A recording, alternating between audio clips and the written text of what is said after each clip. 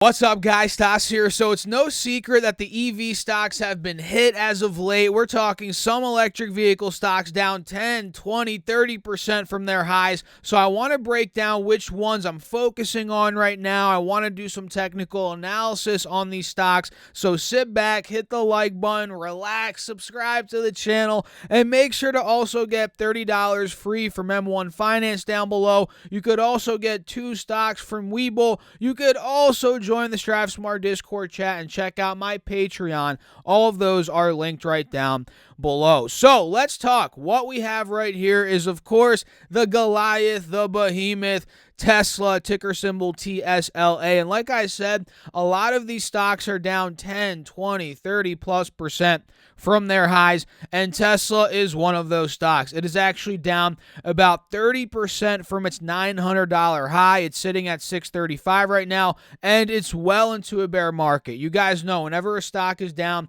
20+% from its high, that means it's in a bear market. And technically speaking, what we have right here, well, we did have an inverse head and shoulder, left shoulder, the head, the right shoulder, but the second we broke the neckline at about 660, 670, again, now we're at 630. The second we broke under the neckline, that is when the inverse head and shoulder pretty much got invalidated. It got thrown out the window, and we filled the gap down to 630. That's where we are now, and I think, and we showed this yesterday, there is momentum under 630. We got to about 600, low 600s yesterday. So I think there is a possibility still that Tesla does test those lows from, did I say yesterday? That was today. What am I saying? That was today, guys, at $600 pre-market.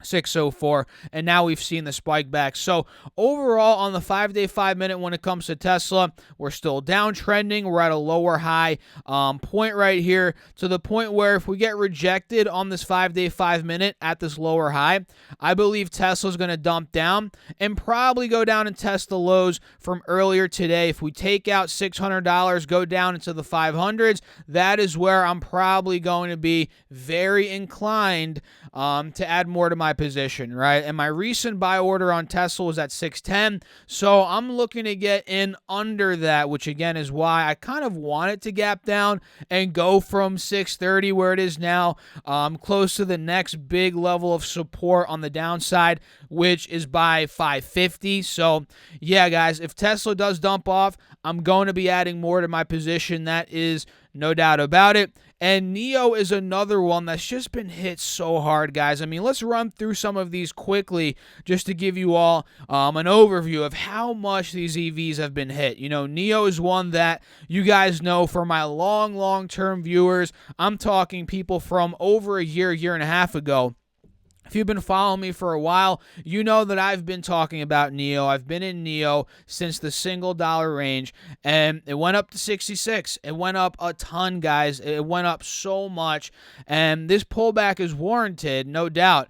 But it's getting to a point where it's like, okay, we're down 50%. We're actually down about 48% from the all-time high here.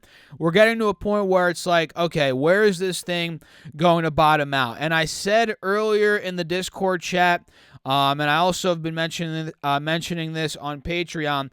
You know, NIO, I could see it, and I was chatting with somebody on Patreon about this.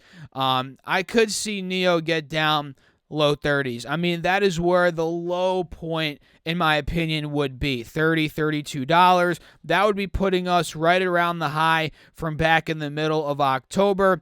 And look, with this big sell-off we've seen, you guys have to look at it this way. We've erased about almost half a year worth of gains because we're close to where we were back in October, which is almost pretty much 6 months ago, 5-6 months ago. So, NIO's erased a lot of its gains. It's looking like a head and shoulder as well. I mean, that's worth mentioning.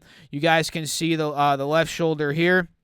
You can see the head right here and the right shoulder right here. So yeah, this might go to $30, And at that point, I think we'll probably bounce back up. But again, I'm not a genie. I don't have a crystal ball. I'm not positive. These are just some thoughts that I'm having. So NIO, I have a position in both in my swing account and my long-term account. And I'll probably add more to it again in my swing account if it got to 30. And when it comes to some other ones, ChargePoint, guys, this thing is getting hammered. ChargePoint was almost $50 per share a couple months ago. Now it's at $20. In fact, it peaked under 20 today. So it's down 60% from the all-time high. This is crazy. And this company's now, I was looking at it earlier, it's on my Yahoo Finance. You guys can't see that, but it's a $5 billion company. And I was looking at their revenues. I was reading online, projected revenues. They're looking to do, I think, $2 billion by 2026 or something like that, 27. So, yeah, that's a couple years away. But if you're looking at a growth stock that has growth ahead of it, it's been growing, and it's at a $5 billion market cap, and is going to do $2 billion in revenue in a couple years projected. Now the value's starting to get a little bit better, right? And yeah, maybe $5 billion is still a bit expensive considering it's not doing obviously $2 billion in revenue today, right? So you're maybe paying a lot of future growth in today's stock's price. So you have to think that. So if it comes, you got to think about that, right? So if it comes back to, let's say, $12, $15, and the market cap comes down $3 billion, $4 billion. Now we're getting to a better valuation. So I like this. I own this, and I'm probably going to be adding more to it under 20. I've been very patient, guys. I missed the, it didn't really go under 20 in the beginning of March. Now we're testing 20 again, obviously. And I have a feeling we are going to see a dump under this, maybe a flash crash of some sorts. And that is probably where I'm going to add more to ChargePoint. And when it comes to some of these other ones, let's run through quick. Fisker's down about 40-50% from its high, 45% to be exact. We broke under $21.50, $22. That was a big support. We ended up failing at $18.50, $19. That was another big support. Now we're trading in the mid-17s.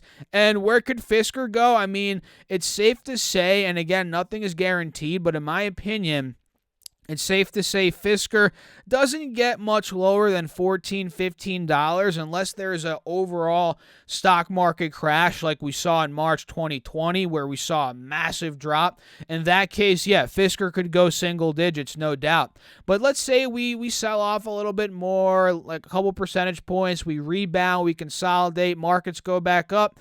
I don't really see Fisker going much lower than 14.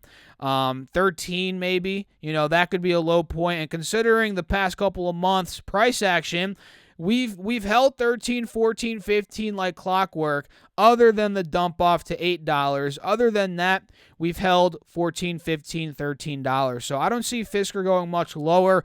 And yeah, it gets more attractive. Each dollar goes down, the risk reward becomes better and better. And I think with this company, it's a decent bet at about $13, $14. So watch out for Fisker, FSR. Let's take a look here, guys. A couple other ones I'm looking at. Arrival, that's the one I want to talk about today. This officially, the merger went through today on the 25th. You guys remember CIIC? They merged with Arrival, which is a company that is, let's just put it this way, it's producing a lot of vehicles, right? Let's put it that way, or trucks, whatever you want to call them, the commercial buses. And we have here this big drop. $25 is where it was earlier. Now it's at $18. It's down 30% intraday, and that is what you kind of notice when that's kind of what you notice when SPACs go through. They see this initial sell-off, and Arrival is seeing that exact sell-off. And I was looking at this SPAC stock now, I guess you could call it, when it was at $30, $32. And thankfully, I didn't get in. Now it's at, again, $18. So I think this is a low point when you look at the CIIC chart. it was at, 1750. That's a big support. So I can see that hold for arrival. If that breaks, maybe we go down $15, $16. But overall, guys, these are a bunch that I'm focusing on. Plug Power's another one. This one's down well over 50%. It's down 60%. So that could be another one worth watching. The lower and lower it gets, mid-20s, low 20s, that'd be very interesting. Blink Charging is another one, which, in my opinion, the inverse head and shoulder is not panning out. We have earnings coming up here today after market hours, so that's worth watching. And I think really it looks like we might be going high 20s on Blink Charging by the looks of it, guys. So these are a bunch of EV-oriented stocks, electric vehicle stocks I'm watching right now. What are you guys watching? Let me know down below in the comments. I would love to know. As always, make sure to hit the like button if you guys found value in this video. Subscribe to the channel. Make sure to turn on all the notifications as well. And if you guys want some free money, who doesn't like free money? Check out the M1 Finance link down below. You guys can get $30 free by simply using that link, opening up an account, and depositing any amount of money. You could also get 2 stocks from WeBull, valued up to $1,600. Use my link down below, deposit $100 into WeBull, and that is how you get the 2 free stocks. And you can check out my Patreon for buy and sell alerts, call outs, morning update videos, content throughout the day, and access to me throughout the day. That's on Patreon, linked right down below. So I'll catch you all in the next video. Thanks for watching. As always, stay safe out there, guys. Keep crushing the markets. Peace out.